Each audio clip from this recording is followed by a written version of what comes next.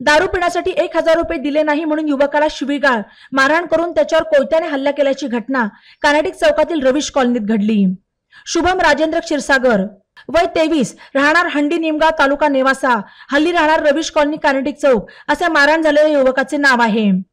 त्यांनी दिलेल्या फिर्यादीवरून तिघांवर कोतवाली पोलीस ठाण्यात गुन्हा दाखल करण्यात आला। आदेश घोरपडे, मोंट्या आणि अक्षय सर्व राहणार कानेटिक चौक नगर अशी गुन्हा दाखल झालेल्यांची नावे आहेत। बुधवारी 3 एप्रिलला फिर्यादींच्या ओळखीचे आदेश घोरपडे, मोंट्या आणि अक्षय यांनी फिर्यादीकडे दारू पिण्यासाठी 1000 रुपयांची मागणी केली। फिर्यादीने पैसे देण्यास नकार दिल्यावर मोंट्याने लाथाबुक्क्यांनी मारहाण केली। आदेश घोरपडे यांनी लोखंडी कोयत्याने हल्ला करून जखमी केले, तसेच अक्षय यांनी शिवीगाळ केली असल्याचे फिर्यादीत म्हटले आहे।